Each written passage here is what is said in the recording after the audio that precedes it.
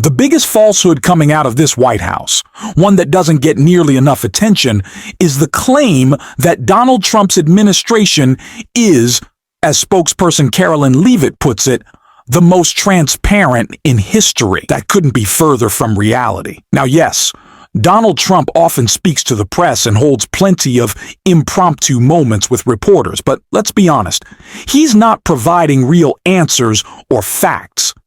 Instead, much of it seems designed to distract the public from major ongoing issues. The government shutdown he hasn't been able to resolve, the struggling economy, and of course, renewed attention on the Epstein case. But that distraction might soon fail, thanks in part to someone who has drawn huge attention to the situation, Elon Musk. A new lawsuit is now creating serious problems for the administration and bringing some uncomfortable truths to light. We'll break it all down in just a moment. Before we dive in, if you find this coverage helpful, please take a second to like the video and subscribe to the channel. It really helps support our work. Now, let's begin with one of the clearest examples of this administration's lack of transparency, which Senator Sheldon Whitehouse called out following what many viewed as a troubling hearing led by Pam Bandy. Treasury compiles suspicious activity reports, referred to often as SARs, that DOJ receives automatically. Hundreds related to accounts of Jeffrey Epstein. How many of those Treasury SARs did you or Director Patel investigate? Senator, I'm not sure if you're concerned because you took money, I believe, did you, from Reid Hoffman, one of Epstein's closest confidants, not only once but twice in 2018 and 2024, if that's correct. But, Senator, did you ask Merrick Garland any of this over the last 4 years when he sat before you? This investigation has been going on. This investigation was closed. Did you ask Alex Acosta that? And Patel came to office, you said you would look into this. There were hundreds of suspicious activity reports. Some people would deduce from the fact that they are called suspicious activity reports that there might be suspicious activity. And yet you seem to have looked at 0 of those suspicious activity reports involving Jeffrey Epstein accounts. Let me ask you something else. There's been public reporting that they are lying to you. They are hiding every bit of information they can. Donald Trump has spent his entire political career attacking and undermining the very idea of truth. And when he started his administration, even before he started this administration, who was he going after? Legacy media outlets who he knew he could get to cave with pressure, making them settle for phony lawsuits of fake crimes. The most egregious president in history, Donald Trump is. And why did he do that? Because he wanted to control speech. Then his buddy Elon was helping him control speech, who we're going to get to in a second. And now Larry Ellison, one of the biggest donors to Donald Trump by far, is joining Rupert and Lachlan Murdoch in a purchase of TikTok so that Donald Trump's government can control what you see over there on YouTube.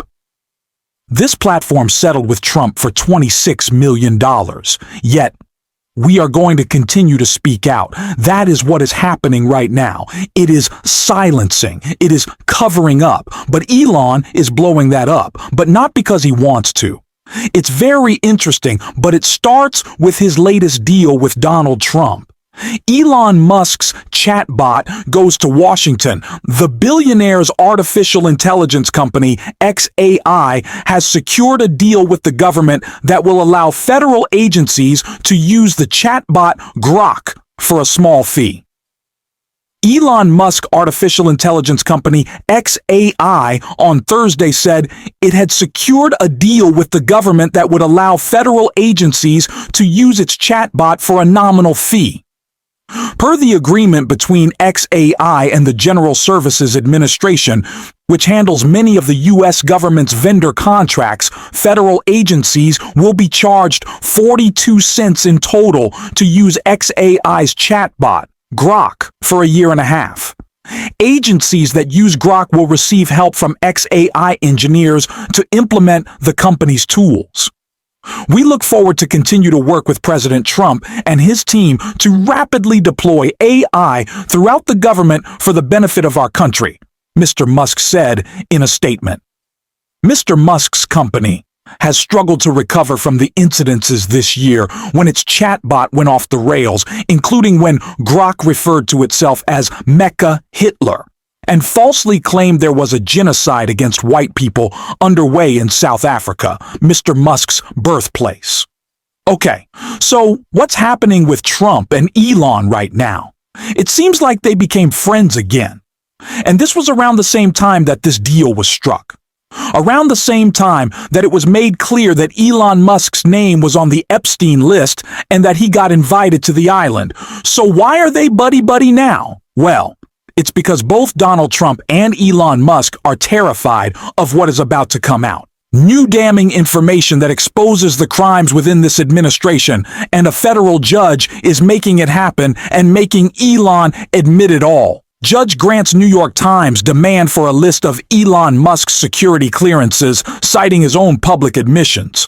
America may soon get a closer look at Elon Musk's level of access to the government connected to his federal contracts in his short-lived stint with Doge after a federal judge in New York granted a summary judgment motion to the New York Times regarding its public records request for a list of Moose security clearances, and must-own public comments are a major reason why the viral image of Musk literally holding up a chainsaw on stage swiftly became a symbol for his critics who accused him and Department of Government Efficiency of metaphorically attempting to chainsaw via of the federal government, often in violation of the U.S. Constitution and federal law. Numerous lawsuits were filed in response to Doge's activities, some seeking to block or restrict the budget cuts or employment terminations, and others that sought access to public records about the activities of Musk and others working on the Doge effort with him. One such lawsuit was filed by the Times in the U.S. District Court for the Southern District of New York, requesting a 2-page document that listed any security clearances granted to Musk. Musk company SpaceX has been awarded numerous contracts by the federal government for years, making it one of the largest federal contractors. Cote wrote, since said it is not disputed that SpaceX handles sensitive government information, including his subsidiary Starlink, which contracts with the government to provide satellite-based internet. The judge highlighted multiple public comments made by Moose saying he had a top-secret security clearance and other clearances, as well as his post on social media platform X of issues relevant to DCSA security clearance review topics, including his personal drug use in contacts with foreign leaders. Specifically, ketamine is classified as a Schedule III controlled substance by the DEA, and of course the federal application for security clearances directs applicants to disclose whether they have used ketamine in the last 7 years. The judge noted that there are two significant public interests at play, knowing whether the leader of SpaceX and Starlink holds the appropriate security clearances and an understanding the thoroughness, fairness, and accuracy of government investigations and operations. Must numerous public statements regarding his own drug use and contacts with foreign leaders only enhances the public interest in disclosure. Of course, the Trump administration has a duty to ensure that individuals granted security clearance continue to meet clearance requirements and should continue to hold positions of trust. So, what does all of this actually mean? It means we're finally starting to get more insight into the serious concerns surrounding Elon Musk. including questions about his actions, his security clearances, and whether proper federal procedures were followed. But beyond that, it also shows that this administration is not above accountability. We can ask questions. We can investigate. We can push back when something doesn't seem right. No one should be beyond the reach of the law, not public officials, not political figures, not anyone. Every leader, from Donald Trump to his close allies and advisors, should be held to the same standards as the American people.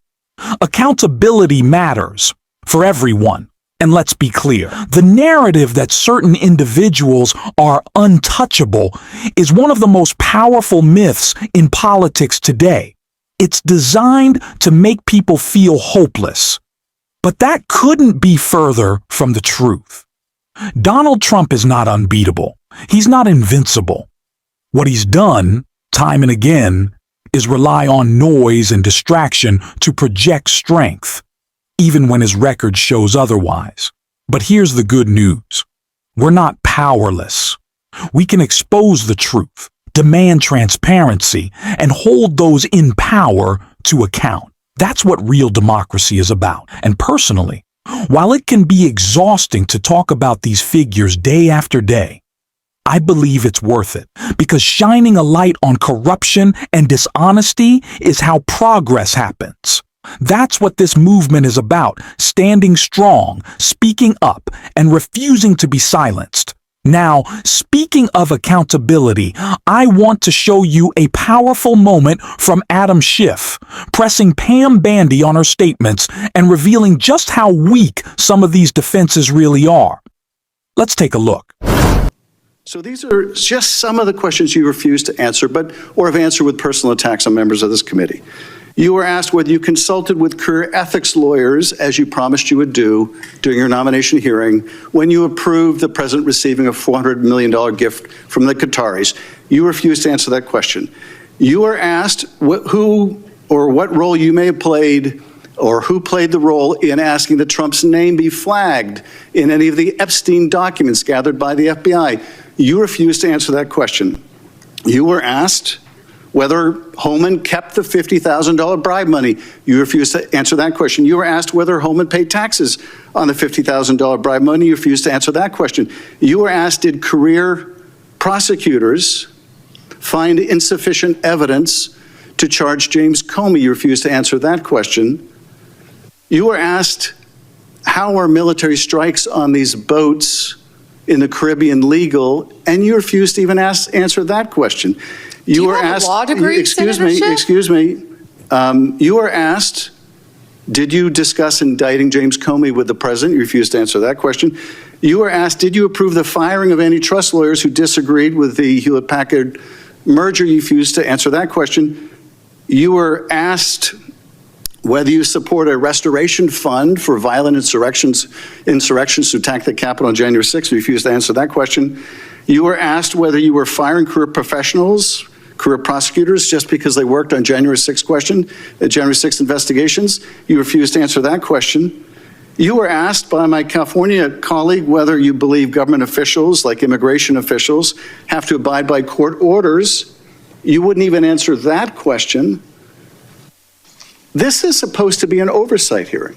Oversight? Excuse me, you can attack me after my time is over. You've attacked all of us, including... These individuals believe they can escape accountability, that they can hide behind executive privilege or the protection of powerful allies like Donald Trump. But the truth is, they can't. No one is above the law, and no one should be able to hide from the truth. Donald Trump wants people to think he's untouchable, that his influence is unstoppable, and that he can't be defeated. But that's not reality. We've seen it before. He can be challenged and he can be beaten. And when that happens, it's incredibly empowering. The upcoming elections are going to be a major test for his movement. Voters across the country are ready to push back and demand better leadership. But our message can't just be about opposition. It has to be about hope and progress. We need a vision that inspires people, a plan for the future that brings communities together and moves the country forward. And today we saw an example of that from a candidate in Tennessee, someone you might recognize from his time in the state legislature who just announced his run for Congress. Let's take a look, because this moment really matters. Because I believe in you. Believe in me because I believe you deserve the best. I believe you deserve to retire without debt. I believe that you should be able to live in a home and not worry about ever going underwater. I believe that you deserve access to health care no matter how rich you are, no matter how poor you are. I believe that your children, your grandchildren, your children that are going to come generations from now deserve access to a good public education. I believe that the air that they breathe, the water that they drink, and the land that we plant in is sacred. I want you to believe not just in me, but believe in us. I believe that when we stand up, when we speak up, when we vote, when we knock doors, that we are going to change this city. We're going to change this state. We're going to change this country, and we're going to change this whole world. But it requires a belief, not just in me. Don't just believe in me. I believe in Jesus. Believe in Jesus before you believe in me. But know that the reason that I'm running this race is for us. The reason that we're willing to stand up in this moment in time is because of us. In this moment, we know we are suffering, we are dying, we are sick, we are being deprived of too much in this time. And we've got to stand up for us because ain't nobody going to save us. They've had 20 years, 30 years, 40 years to fix it. And look where we have found ourselves. We've been going and going and going in the wrong direction. Now it's time to turn this ship around and go toward justice, toward freedom, toward liberty. As our ancestors did before us, so we shall do now. It's about us. It's about us. It's about us. Go ahead. I want you to have a better life. That's the message Democrats, and really anyone who cares about this country, should be delivering. It shouldn't be this hard. Life should be better. This is the wealthiest nation on earth, and true patriotism means making sure the people who live here actually feel cared for. That's what we're here to talk about. That's what we're fighting for on this show, every single day. If you believe in that message, please take a second to like this video and subscribe to the channel. It really helps us reach more people. And if you made it all the way to the end, drop a blue heart in the comments. And until next time, I will see you soon.